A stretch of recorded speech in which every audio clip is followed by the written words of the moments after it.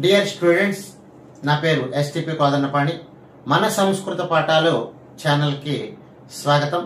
ఈరోజు senior intermediate విద్యార్థులకి సాంస్క్రిట్లో question number 15 అంటే 15వ ప్రశ్నలో ఉన్నటువంటి సమాసాల్లో మొదటిదైనటువంటి తత్పురుష సమాసం గురించి నేర్పిస్తాను. ఒక మాట చూడండి. మొట్టమొదట తత్పురుష సమాసానికి డెఫినేషన్ చూద్దాం. అంటే దీనికి సూత్రం చూద్దాం. ఏమిటంటే ఉత్తర పదార్థ ప్రధాన తత్పురుష. ఉత్తర పదార్థ ప్రధాన తత్పురుష అంటే సమాసంలో ఉండేటటువంటి రెండు పదాల్లో ఉత్తర పదం యొక్క అర్థము ఇందులో ప్రధానంగా ఉంటుంది. ఉత్తర పదం యొక్క అర్థము ఇందులో ప్రధానంగా ఉంటుంది. అది ఎలాగో ఒక మాట చూద్దాం. మొట్టమొదట ప్రథమ తత్పురుష సమాసాన్ని చూసినట్లయితే ఇందులో ఉత్తరకాయ. ఉత్తరకాయము అంటే రెండవ భాగమైనటువంటి శరీరము కలిగినటువంటి వాడిని ఉత్తరకాయుడు అని అంటారు. దీనికి ఉత్తరం కాయస్య అని విగ్రహ వాక్యం చెప్పుకోవాలి.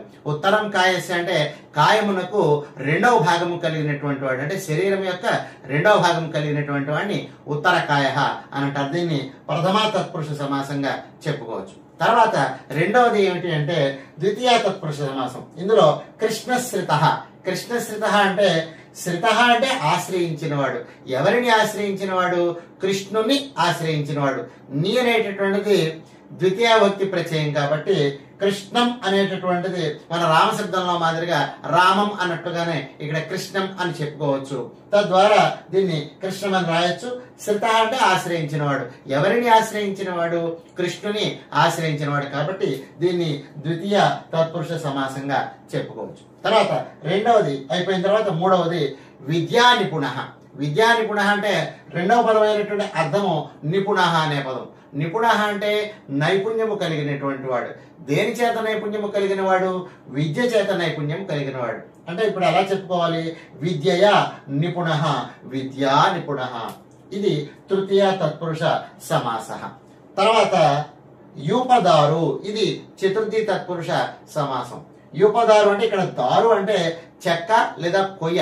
దేని కొరకు ఉపయోగించేటువంటి చెక్క లేదా కొయ్య అని చెప్పుకోవాలి అంటే యూపము కొరకు.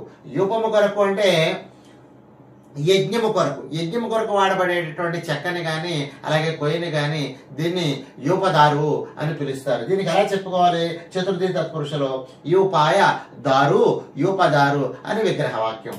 చతుర్థి తత్పురుష సమాస. తర్వాత వ్యాఘ్రభీత. ఇందులో రెండవ పదం ఏమిటి? భీత అంటే భయపడినవాడు. దేని వలన భయపడినవాడు? వ్యాఘ్రము వలన భయపడినవాడు. వ్యాఘ్రము వలన అనడానికి వ్యాఘ్రాత్ భీత, వ్యాఘ్రభీత పంచమీ తత్పురుష సమాస. ఆ తర్వాత వృక్షమూలం. వృక్షమూలం అంటే మూలం అంటే మొదలు. దేని యొక్క మొదలు? వృక్షము యొక్క మొదలు అంటే చెట్టు యొక్క మొదల్ని వృక్షమూలం అని అంటారు. వృక్షస్య మూలం వృక్షమూలం. షష్ఠి తత్పురుష సమాస. తర్వాత ఈశ్వరాధీనం.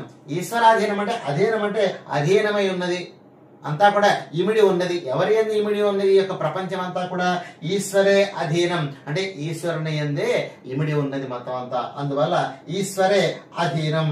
ఎవరి యందు అధీనమై ఉన్నదంటే చెప్పుకోవాలి ఈశ్వరే అధీనం, ఈశ్వరాధీనం అని సప్తమి తత్పురుష సమాసంగా చెప్పుకోవాలి.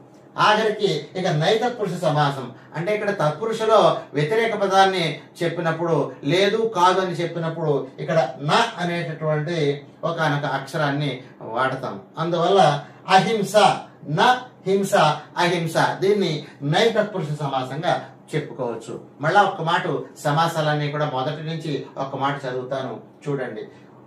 ఉత్తరకాయ. ఉత్తరం కాయస్య ప్రథమ తత్పురుష సమాస. కృష్ణశ్రిత. కృష్ణం శ్రిత ద్వితీయ తత్పురుష సమాస. విద్యా నిపుణ. విద్యయా నిపుణ తృతీయ తత్పురుష సమాస. యూపదారు.